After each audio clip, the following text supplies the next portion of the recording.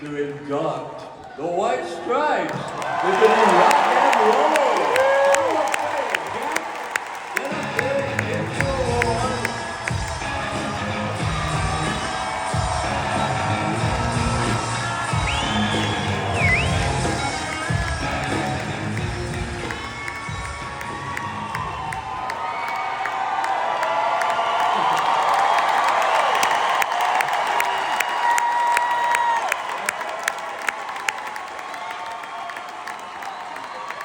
Thank you so much.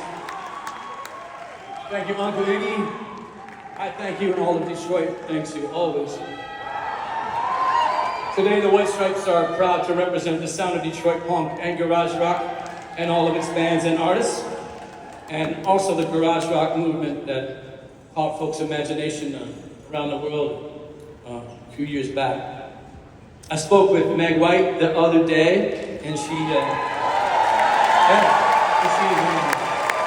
said that she's very sorry she couldn't make it here tonight, but she wanted me to tell you that she's very grateful to all the folks who supported her through all the years. It really means a lot to her tonight.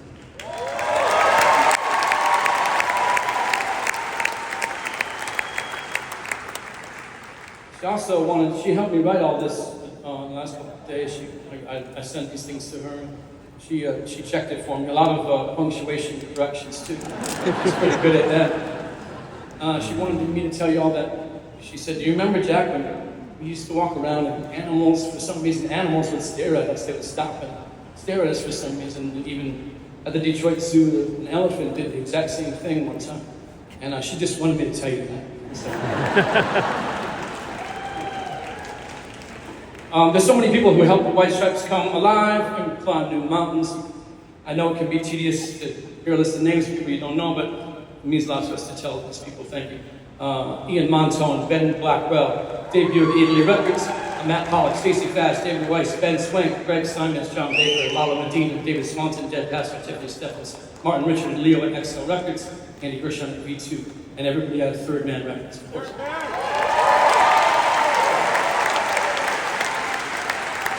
I myself thank all of my brothers and sisters and parents for adding pieces of my life to my life and to help push me forward, and for letting me make all that noise in the house all the time growing up.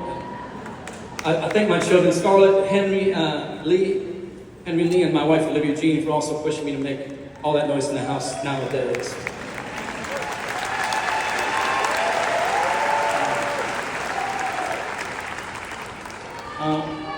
Yes, we love Meg.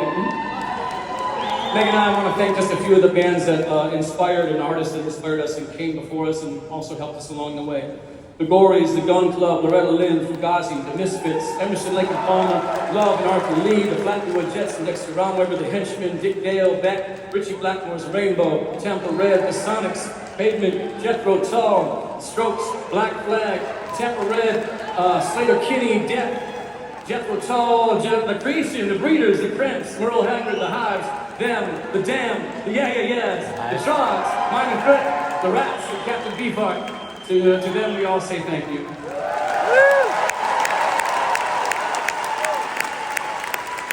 Sorry, I lost my place here. I think I said a couple names twice, sorry. To the factories and tools and electricity and vacuum tubes, we say thank you. To the Coney Islands of Detroit and the honky-tonks of Nashville and the corner clubs of London, we say thank you. To the homeless and the powerless and the forgotten, we always say thank you.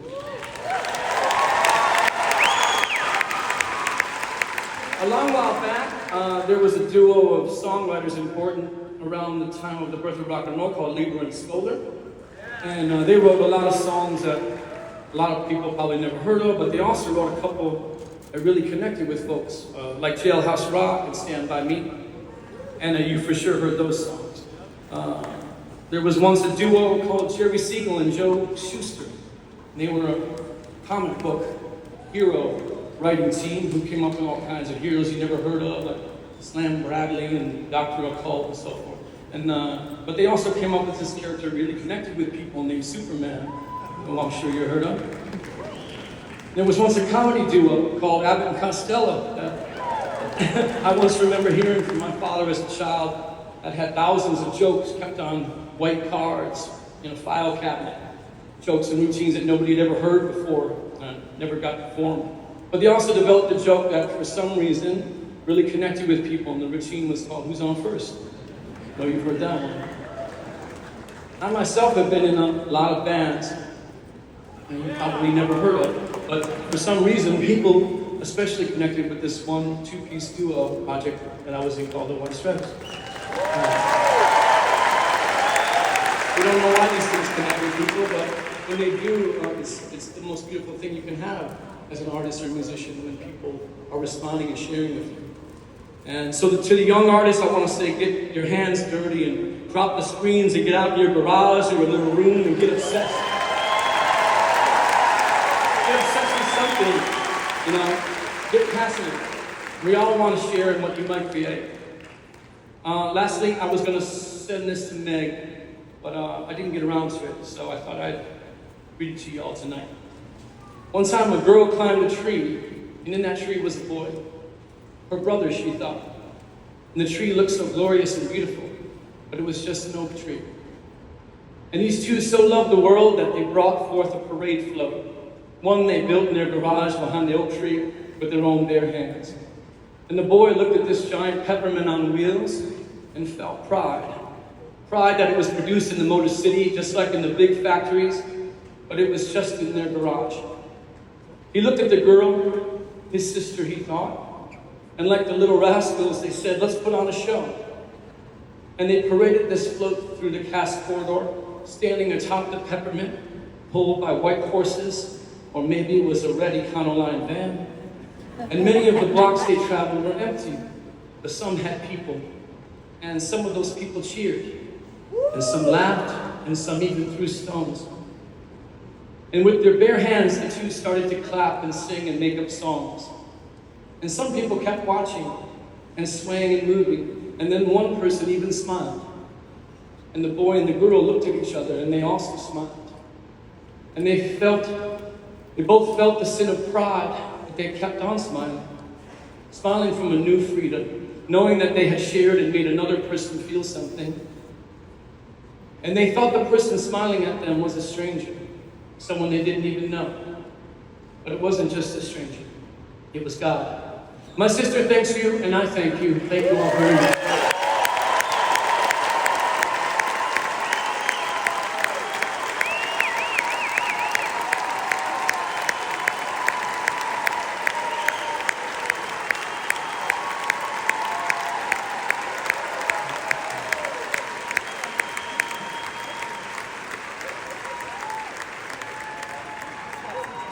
And now, to start the tributes to the White Stripes, Olivia Rodrigo and Mike.